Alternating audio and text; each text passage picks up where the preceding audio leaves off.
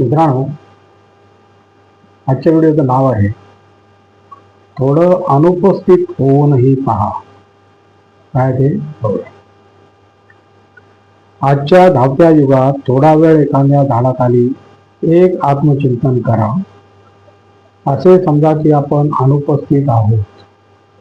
काय ते बघूया. ज्यांच्यासाठी आपली हजेरी अनिवार्य झाली आहे ते आपले घर असू शकते, ऑफिस, मित्र, नातेवाईक असू शकतात. आपली उपस्थिती स्वीकारतानाही त्यांना आपल्याबाबत व आपल्याला त्यांच्याविषयी अनेक तक्रारी असतात. आपण थोड्या वेळेसाठी या साऱ्यापासून दूर जावे असे वाटते, पण आपण जात नाही. पण कधी कधी अशा प्रकारे जाणे गरजेचे असते.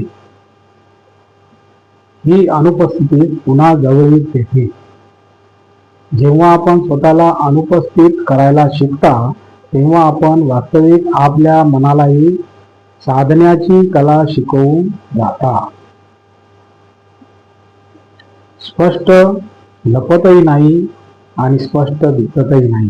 हे एक कौशल्य आहे. पूर्णत्वासाठी बाहेरच्या जगापासून दूर होतात, हळूहळू खुलू लागतात. इथे कोणताही बाजार नाही, प्रतिस्पर्धी नाही, प्रमाण नाही, फक्त मौन आहे. आणि त्यातच माणूस आपल्या सर्वात जवळ पोचतो. Very good. हा विराम कोणत्याही रिक्तपणाचा अनुभव नसतो, तप पूर्णत्वाने भरून टाकतो. हा अगदी तसाच आहे जसा संध्याकालीन धुसर वातावरणात एखाद्या नदीकाठी बसणे. मागची कोणतीही चिंता नाही, कोणत्याही पार जाण्याची व्याकुळता नाही. प्रकाश हळूहळू मंदावत आहे आणि आपण फक्त बसून आहात. आपल्याला ना काही मिळवायचे आहे, ना काही सिद्ध करायचे आहे, फक्त तिथे राहायचे आहे. मनाचे योग्य रूप काय ते बघूया. जेव्हा आपण अनुपस्थित असता तेव्हा मन आपल्या खऱ्या रूपात दिसू लागते.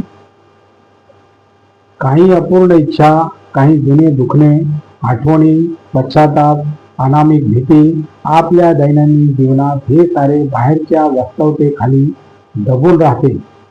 बरोबर. बाहेरचा कोलाहल शांत होतात, आतील आवाज ऐकू येऊ लागतो. त्यावेळी त्याचे समाधान गरजेचे नसते, फक्त तो पाहणे पुरेसे असते. मनाला हस्तक्षेप न करता पाहणे आत्मओघाची पहिली पायरी आहे. गोंगाट सत्यामधील विवेक हे पाहणे हळूहळू एका विवेकाला जन्म देते. गोंगाट व सत्यामधील विवेक जीवनाचा मोठा भाग म्हणून या भ्रमात जगतो की तो जे काही वाहत आहे ते सारे त्याचे स्वतःचे आहे. हात डोकावल्यानंतर कळते की ज्या यशामागे धावत राहिलो त्यापैकी किती त्याच्या आत्म्याने सांगितले होते. किती फक्त जगाची स्वीकृती मिळवण्याची इच्छा होती. तिथून भ्रम दूर होतो. जेव्हा माणूस स्वाभाविक रूपाने विचारांपासून दूर होऊन शरीराकडे पाहतो, शरीराकडे परततो, तेव्हा शरीर विश्वसनीय आश्रय बनून जाते. Very good. हे जगापासून दूर पळणे नाही. हळूहळू स्पष्ट होऊ लागते की हा विराम जगापासून दूर पळण्यासाठी नसून भ्रमापासून मुक्त होण्यासाठी आहे. जीवनाचा निषेध नव्हे तर जीवनाचे शुद्ध रूप आहे. माणूस फक्त गोंगाटातून बाहेर येऊ इच्छितो, जेणेकरून परतताना तो हलका, स्पष्ट होईल व हातून जास्त सच्चा होईल. अरे वा. तो कोणत्याही अनावश्यक ओझ्याशिवाय परतेल, कोणत्याही अधिकाराविना प्रेम करेल, तो रचना करेल, पण प्रमाणाच्या भुकेविना तो जगेल व आत्मनियमाविना. हाच तो क्षण आहे जिथे माणूस पहिल्यांदा स्वातंत्र्याचा खरा अर्थ समजतो. अरे वा, फार छान फार छान. आता आणखीन एक टीप आहे मित्रांनो, बघूया काय ते. तांब्याच्या भांड्यात पाणी ठेवल्यास बॅक्टेरिया नष्ट होतात. काय ते?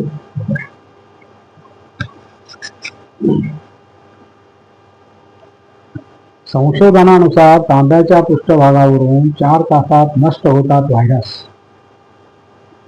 पूजा अर्चेत व इतर धार्मिक कार्यात जे पाणी वापरले जाते ते तांब्याच्या लोट्यातच ठेवले जाते. यामागे धार्मिक आणि वैज्ञानिक अशी दोन्ही कारणे आहेत.